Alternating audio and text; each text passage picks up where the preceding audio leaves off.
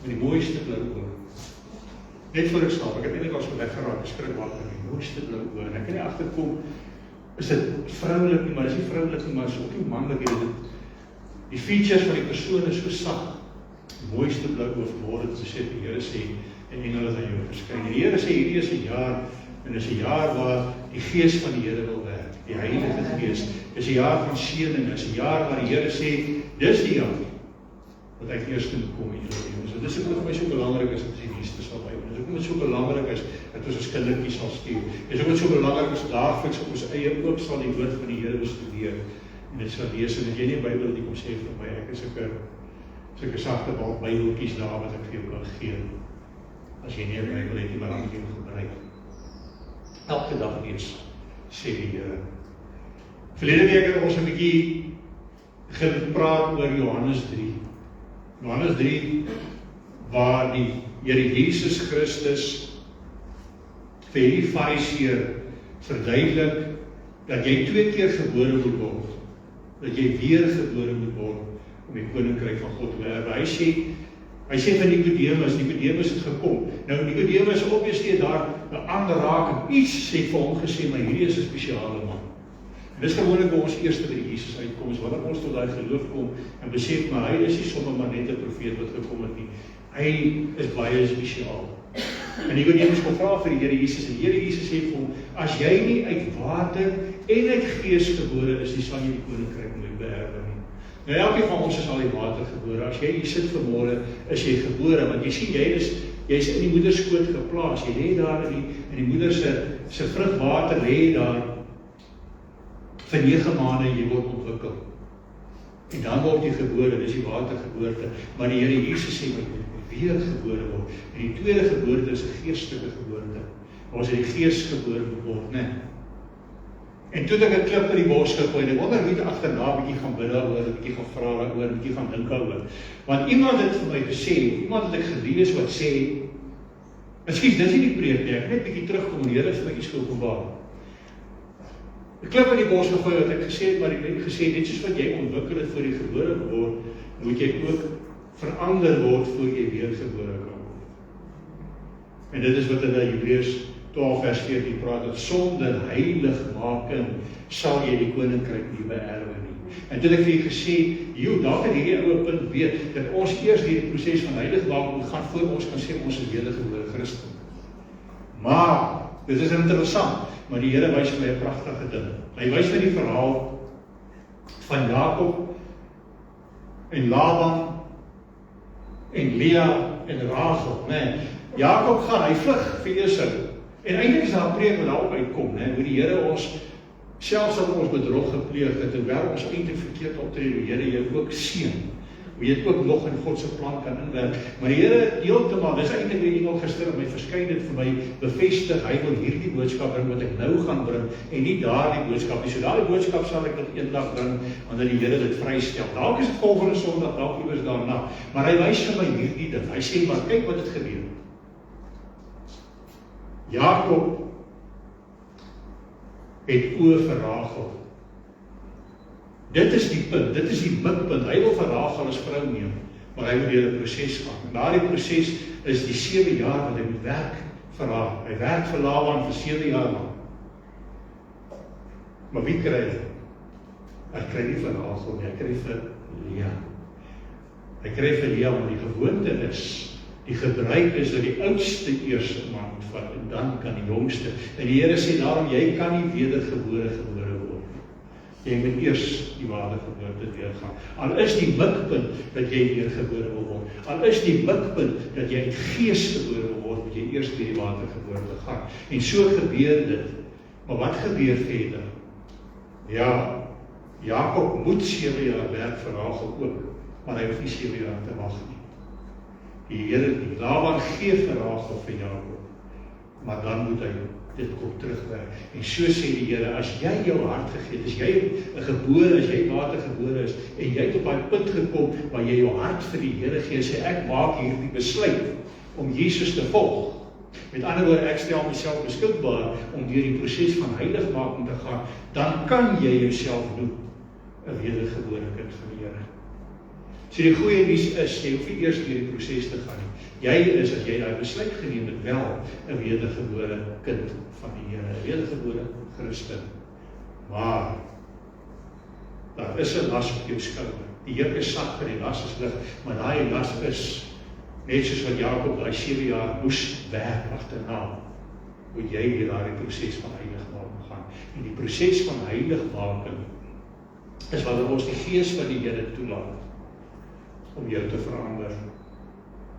Die Gees van die Here, Jeremia 31 sê, Hebreërs 8 sê dit ook, sodat jy die wet van die Here, nie die wet nie, die Here se wet, hoor mooi, nie die wet, nie die wet nie, sy wet word op jou hart geskryf. Die wet is pragtig daar teen die mure van jou hart.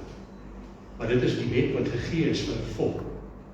Vir 'n volk wat soos kindertjies was, wat rondgeswerf het en nie daardie volwassenheid gehad het. Hy sê, maar as jy die Heilige Gees ontvang het, dan word jy 'n volwassene. En die Here gee sy wil in jou hart. En hy gee Galasiërs 5, 22, 23, wat vir jou sê, liefde, lankmoedigheid, goedheid, vrede. Daar is soveel dinge, hierdie mooi dinge. Dit is die vrug van die Gees. Dit is die vrug wat in jou hart kom, as die Gees jou verander het, wat lei tot heiligmaking. Dit is hoe jy verander het. En jy kan nie van self so aan, dis godsdienst. Daar is so baie mense wat hierdie goeie wonderlike lewe uit eie krag wil lewe, maar hulle kry dit nooit reg nie. Daar is so baie mense wat die wet volgens wil voorhou. Maar sien jy liefde? Sien jy lankmoedigheid? Sien jy goedheid? Vertel hulle vir jou die hele tyd van Jesus en wat Jesus in die lewens gedoen het, of gooi hulle net die hele tyd met sonde in die wet? Waarmee is hulle besig? Hulle besig met godsdienst. Hulle wil hê met eie krag, hulle wil uit eie krag. Jy kan dit nie doen nie. Jy moet die Gees van die Here. As jy die Gees van die Here het, jy nie nodig om elke keer terug te hardloop na die Bybel toe. Ek moet eers gaan kyk, is dit sonde nie. Die Here gaan dit in jou hart sit. Die vraag is, gaan jy dan gehoorsaam wees? Ek praat vanoggend hier met 'n dame, praat voor hierdie ding. Dit is moontlik dat jy 'n inwonende Gees kan hê en selfs tale kan praat. Maar as jy seker kom van die Here af. Jy seker kom van die Here af. Want daar die boodskap wat moet jy kom, moet bevestig word in die woord van die Here. Jy moet altyd die woord van die Here raadpleeg en sê, dit wat kom dit wel van die woord van God af. Maar nou het ons iets belangrik nodig. Ons het iets belangrik nodig om hierdie ding te kan doen. Maar net my enige aansit is aan. En dit is die Heilige Gees. Ons praat die hele tyd die invul van die Heilige Gees. Is jy al gevul die Gees? Loop jy as jy stem gehoor is, ek maar so baie daaroor praat. Ek vra nie vir jou, glo jy die Here. Ek vra nie vir jou, gaan jy kerk toe nie. Ek vra vir jou, jy al ontmoeting gehad. En die ontmoeting waarvan ek praat is, wanneer die Gees van die Here in jou ingekom het, en jou verander, jou begin verander, vir jou begin oortuig van dinge. Dit ek in die goeie skrif lees ek vanmôre, is uit Matteus 12, vanaf vers 38. Matteus 12, vanaf vers 38. Dis wat die boodskap vanmôre vandaan kom. Prys die Here. Matteus 12, vanaf vers 38, kom ons sluit die oor van die Here om hierdie boodskap te seën en dit vir ons te bring. Hemelse Vader, Abba, ons kom in die naam van die Here Jesus Christus in die teenwoordigheid van hierdie Gees en dankie. Ek voel die teenwoordigheid van die Gees van God. Ons kom na hier toe en vra dat elkeen sy gedagtes gevange sal neem. Dat alle boosheid nou hierdie vertrek sal verlaat, dat ons nou gevange geneem word om die woord, die ware, onveranderlike woord van God te ontvang, die boodskap soos U dit wil bring, deur die werking van die Heilige Gees. Ons vra Here dat die mense sal verander. Ons vra Here dat mense skoon gewas word, skoon gemaak word nou, maar dat nie leeg nie sal uitgaan nie. Maar dat gevul sal uitgaan, Here. Sodat die bose geen mag en geen krag oor enige van ons kan hê nie. Word U dan ook deur hierdie boodskap verheerlik en ook die boodskap wat ingaan. Dit wat ons hoor, word U daardeur verheerlik. Spreek, Here, ons sal luister. Amen. Amen. Kom ons luister vir wat sê die Here. Hy wys vir ons hierso die teken van Jona. Begin met dit. Vers 38. Toe spreek sommige van die skrifgeleerdes en Fariseërs en sê, meester, ons wil graag 'n teken van u sien. Maar hy antwoord en sê vir hulle, 'n slegte en oorspelige geslag soek na 'n teken, en geen teken sal aan hom gegee word nie, behalwe die teken van die profeet Jona. Want soos Jona 3 dae en 3 nagte in die buik van die groot vis was, so sal die seun van die mens 3 dae en 3 nagte in die hart van die aarde wees. Ek gaan eers net hier stop. Ek vind dit so baie, daar sekere kerke of sekere plekke, of mense kom by evangeliste uit, en is fantasties en wonderlik, want hulle lei jou na die waarheid toe, en daar's baie tekens, daar's baie wonders wat baie keer gebeur, maar ongelukkig is daar mense wat verslaaf raak aan tekens, en daai tipe van goed wat nog nooit by die Here uitkom. Ek vind dit so baie. Dis hoekom ek gesê het, as die Here nie spesifieke profetiese woord gee nie, dan gaan ek nie net ter wille van profesie kom profeteer nie, want jy kry mense wat net kom vir profesie. En ek het al gesê, dit voel vir my baie keer of baie mense eintlik maar net hierdie vrou met die kristalbal soek, wat my toekoms vir my moet uitlê, maar ons probeer dit op 'n goddelike manier, of 'n Christelike manier doen. As die Here wil profeteer oor jou lewe, sal hy profeteer. Luister vanmôre na 'n boodskap van Dr. Leonie, wat ook sê dat baie van u hierdie jaar self, jy moet begin luister, dat die Here self oor julle lewens gaan profeteer, direk aan julle. Kyk, dis net so te doops. Mense leef daarvoor, mense lewe om te sien hoe mense val onder die krag van die Heilige Gees. Baie mense kom vir genesing. Ek sal nooit vergeet nie, toe Deel Bokkie hulle gekom het vir 'n week lank om te bedien daar by ons. Die eerste aand was die kerk so vol, mense moes staan. Die tweede aand was 'n bietjie weer, maar ook nog so. Maar hier van die derde aand af, het dit begin afneem. Hoekom? Want die eerste aand het hulle woord gebring. Die tweede aand het hulle woord gebring. Die derde aand het woord gebring en so bietjie begin genesing doen. Want jy sien, mense wat nie die woord van God hoor nie, hulle wil net allerhande dinge sien. Hulle wil net altyd tekens sien. Israel Taylor is baie lief om tekens te gee, maar hy self in 'n boodskap ook gepreek gesê, ons moet nie veragter nie. Hy het gesê, ons moet nie stagneer nie. Ons moet uitgaan, en dit wat ons ontvang het, moet ons gaan gebruik daar buite. En dis ongelukkig 'n oorspelige geslag het ons geword. Ons wil net die op die tekens sien. Hy sê vir hierdie Fariseërs, ek gaan vir julle een teken gee, dis die teken van die profeet Jona, wat in die vis was. Vir hulle is dit iets wat nog moes gebeur. Ek en u lewe in 'n tyd wat reeds gebeur het. Ek het al vir u gesê, die enigste getuienis wat ons nodig het, is Jesus aan die kruis, en dit behoort vir ons genoeg te wees. Want die Here Jesus Christus, hy sê hier, hy was in die hart van die aarde vir 3 dae. Waar is die hart van die aarde? Die woord van die Here praat van, as jy neerdal, wanneer jy na die hel, by die doderyk toe. Hy was in die doderyk, en die doderyk het 2 dele gehad. Die gedeelte wat noem die boesem van Abraham, en dan die plek van smarte. Dit is waar daai 4 kolom by hitte is, waar jy brand en ly, né? Ons lees in Matteus 27, toe Jesus sy asem uitblaas, geskeur die aarde oop, die gordyn het geskeur, en hulle wat heilig was het uitgekom. Dis hoekom ons lewe nie meer nie. Jy het nie nodig om die doderyk te gaan as jy hierdie lewe eindig. Jy kan direk gaan na die Here.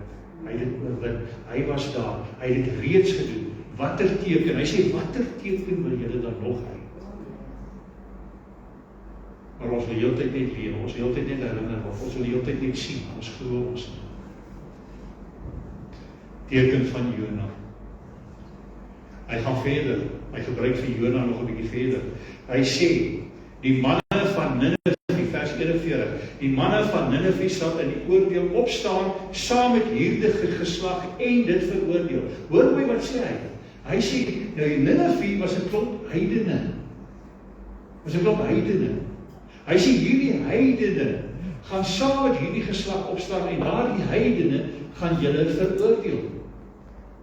Ek het hierdie week weer mense wat kom, hierdie Israel, wie sê ouens wat kom, en sê, nee, die Here Jesus het gesê, hy het gekom vir sy eie volk, en nie vir die heidene nie. Hy het gekom vir hulle, skies my voel, ek mens nie af nie. Hy het gekom, maar hulle het hom nie aanvaar nie. En deur hulle, maar sê hulle tekortkomings, ek en u die geleentheid gegee ook kinders van die Here genoem te word. En daarom sê Galasiërs 3 baie uitdruklik, en maak nie saak of jy Jood, in Griek, wat jy ook al is, of jy man of vrou, oud of jong, swart of wit of bruin, of enigiets tussenin is nie, as jy aan Christus behoort, is jy 'n mede-erfgenaam. As jy mede-erfgenaam is jy erfgenaam van wie? Van God. Beteken jy is die kind van God. Beteken jy is die broer of die suster van Jesus Christus, die seun van God. Hierdie heidene van Ninive gaan oordeel hoekom wat hulle het geglo.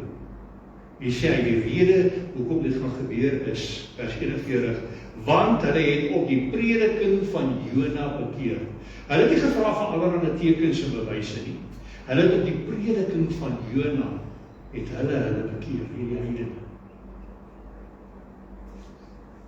En sê hy meer as Jona as hier. Jona was net 'n profeet. Wie is nou hier by jou? Die seun van God self. God in die vlees. Hy wat alles gemaak het. Hy wat jou gemaak het. Hy wat in die kruis vir jou gesterf. Nie vir my. Hy sê tussen ons. Maar ons se tekens. Hulle se tekens. Ek sê nie julle skuldig dood. Maar baie mense is. Hy gaan verder, vers 42. Hy sê die koningin van die suide sal in die oordeel opstaan saam met hierdie geslag en dit veroordeel. Hier's nog 'n heiden. Dis die koningin van Sheba waarvan hy praat. Hy sê, wat sê hy so? Hy sê, want sy het gekom van die eindes van die aarde af om die wysheid van Salomo te hoor. Sy het ook tot bekering gekom. Sy het vir Salomo kom soek. Sy het honderde kilometers gereis om by hom uit te kom, om by hom hierdie wysheid te leer. En sy het geglo. Sy het geglo, hy sê, dat sy God die ware God is, die God van Salomo. Die Here sê, maar ek, hy sê, maar meer as sy, of meer as hy, meer as Salomo is hier. Sy het geglo in Salomo. Sy het geglo wat hy sê. Maar hier is ek self. En jy hoef nie honderde of duisende kilometers te gereis het. Om te kom hoor wat ek sê. Die Here Jesus sê, ek het na julle toe gekom. Ek het na julle toe gekom. Want ons soek bewys. Ons soek al die dinge. Hy sê, ek skenk julle 'n trooster. Op 'n ander skrif sê, ek skenk julle 'n trooster, wat julle die oortuiging sal bring, wat met julle sal wees. Julle sal nooit weer alleen wees nie. Hy kom verder, hy praat van vers 43, en wanneer die onreine gees uit die mens uitgegaan het, gaan hy deur waterlose plekke en soek rus en vind dit nie. Dan sê hy, ek sal teruggaan na my huis waar ek uitgegaan het, en hy kom en hy vind dit leeg, uitgeveeg en versier. Dan gaan hy en neem 7 ander geeste slegter as hy self met hom saam, en hulle kom in en woon daar, en die laaste van daardie mens word erger as die eerste. So sal dit ook wees vir hierdie bose geslag. Waarvan praat die Here? Hy praat nie van bevryding en duiwels uitdrywing nie. Ja, ons dit ook doen. Jy sien, meeste van die tyd sukkel die bose om saam te kom in hierdie kerk. Dis hoekom hierdie gebou, die baie mense het gesê, ja, kerk is net 'n gebou. Nee, is nie net 'n gebou. Dis nie net 'n gebou nie. Dis 'n plek waar ons saamkom. Dis 'n plek waar die bose wil buite bly. Hoekom? Want hulle is nie daarvan om te hoor ons die Here loof en prys nie. Dis ook baie keer 'n bietjie ons sukkel om te sing. Ons sukkel om regtig in te kom. Hoekom? Want die bose wil nie hier nie, die bose wil saam met ons hier binne wees. As ons regtig oorgee begin sing, dan moet hulle vlug. Dan bly hulle daar buite. Want hulle hou nie daarvan as die Here loof en prys nie. Hulle hou nie daarvan as ons woord gee nie. Dus ek moet baie keer gebeur, dat baie keer selfs name en gebede probeer steel by my, dat ek eers moet dink en probeer onthou. Dus dan wil hy ons met die woord van God bring. So wat gebeur? Hulle bly buite. En wat gebeur hier binne? As ons die Here loof en prys, as ons die Bybel bestudeer, as ons besig is met die dinge van die Here, as ons besig is met die Here self, dan word die huis uitgevee. Ons is die huis, ons is die tempels. Word uitgevee en skoongemaak. Uitgevee en skoongemaak. En versier. Is daar van ons wat dalk so 'n sertifikaatjie op die hart het wat versier, so versieretjie wat sê, hey, 100% kerk bywoon. Pragtig, wonderlik. Né? Ander jy so 'n kruisie hier binne het. Hier in die hart te sê, hey, glo in Jesus Christus. Weet jy wat, die bose glo ook, hulle sit er meer van ons. Jy's uitgevee en jy's versier, jy's te pragtig. Maar waarmee is dit gevul? My moeder is gelede, ek is baie lief vir haar gewees en ek wil haar geen oneer bewys nie, maar sy is ongelooflik netjies gewees. Kyk, sy sê daar sit wat broer Janie sit aan die hierde 'n rafeltjie, dan sê sy vir hom haai. En hy ding gaan vir haar pla. En sy sal een van 'n verskoning kry om te kom. En ongelukkig, haar huis is altyd, jy kan hom deur 'n wind trek, mooi versier. Maar dit is vir my lekkerder om met my maatjies te gaan speel. En gewoonlik as ek hulle genooi het, as ek een keer kom speel op die weer. En ek kon dit nooit verstaan nie. En eers ek in die wêreld uitgaan, en ek kom by ander huise, party netjies en party minder as netjies, maar jy lewe, jy voel, maar in hierdie huis word daar geleef. In hierdie huis is daar teenwoordigheid. Toe besef ek, ek lewe eintlik. Nou praat hier van goddeloosheid, ek praat eintlik van 'n huis waarin nie geleef mag word nie, anders word die huis te bekamer, nee. En dis hoe ons raak, die huis word uitgevee. Die pastoor preek te pragtig, ons woon daai dienste by, ons word skoongevee, die geloof maak, en die duiwel is uit, want hy wil nie hoor hoe ons die Here loof en prys nie. Hy wil nie sien hoe daar dinge gebeur, hy hou nie daarvan. So die huis word uitgevee. Maar as jy huis leeg, ek het al gekry, mense hier inkom van buite af, kom al hier binne. Dan sê ek, ek voel eintlik so salwing. Dan sê ek, ja, daai salwing is daai lig, daai gees van God is hier. So moet vir my sê die gees van God is hier tussen hierdie vier en ek sê nie, hierdie is nie die kerk moet uitgaan oor, ja. Maar die Here het wel 'n plek, so 'n tempel waar hy wel, as sy gees woonagtig is. Ek het 'n klompie jare gelede saam met oorlede pastoor André Langenhoven het ons die koshuis gaan skoonmaak. Hulle het ons gevra ons 'n bietjie die koshuis gaan skoonmaak. En hy het die boonste vloer gevat met die dogters en ek het die onderste vloer gevat, begin by die badkamer en dan werk ons dit so deur.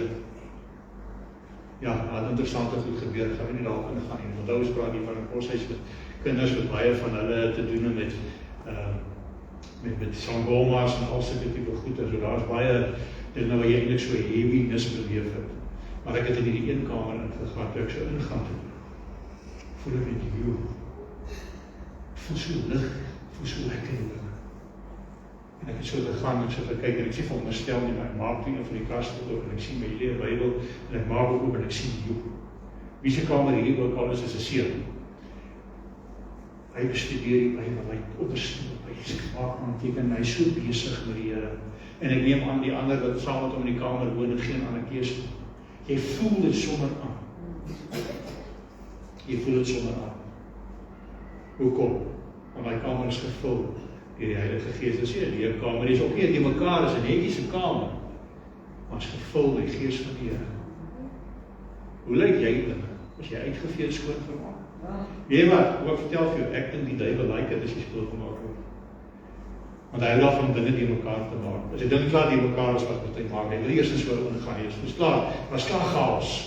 So ek dink hy is net so happy as jy kerk toe. Jy ons gaan kerk toe, en dan wag jy by die deur. Dan word jy mooi skoon gemaak, jy word weer mooi versier, en skielik kry jy 'n nuwe sertifikaatjie. Jy is nou gedoop. En as jy uitkom, dan gaan jy leeg, ongevul hier buitekant toe. En as jy, hey man, kyk wat gebeur. Hy sê dan, en hy gaan nog 7 erger as hy self, en hy kom woon, en nou kom maak hulle chaos in hierdie woning, nee. As jy is lekker die mekaar is, dan word jy toegelaat om weer te kyk, dat word nie die kerk. Net jy die skoon maak. Laat jy toe, dat daardie skoongemaakte huis gevul word, want iets gaan jou vul. Iets geestelik gaan jou vul. Is dit die gees van die Here? Of is hierdie bose gees as hy 7 maatjies? Ja. Ons moet baie waaksaam wees daarop. Maar dan wil ek ook vir julle waarsku. Baie mense is wel gevul deur die Gees. Die Here vat vir Esegiel. Hy vat vir Esegiel na die tempel toe. Hulle kom daar sit kom vrouens wat van ou taboes sit en beweeg. En dan is daar 'n klomp priesters wat neerbuig na die ooste toe en hulle aanbid daai gode en daar in die binnehof is 'n klomp priesters wat rook laat opgaan van ander gode. Maar is daai tempel leeg? Nee. Nee, die glorie van God het in 'n wolkkolom in die tempel ingegaan, is daar binne, maar het hom geïgnoreer. En dis die ander ding, dis die groot gevaar. Die een gevaar is natuurlik om heeltemal leeg uit te gaan, die ander is om wel gevul deur die Gees van God uit te gaan, want te sê ek onderdruk hom, ek luister nie vir hom nie. Ek het verlede week gepraat van die vroutjie wat 'n probleem met vergifnis het. En ek weet hoekom sy die vraag vra, want die Gees van die Here oortuig haar jy moet vergewe. Sy weet in haar hart, onthou wat ek gesê het van Jeremia 31, sy weet in haar hart wat sy moet doen, maar sy weier. Want ons laat die vlees die oorheersing kry. En dis hoekom jy sukkel met dinge. As party mense wat sonde net doen, geen om, hulle is leeg, hulle is skoongemaak. En as ander mense wat worstel met sonde, maar hulle bly oor en oor, en maak 'n keuse. Die Gees van die Here oortuig hulle van die waarheid.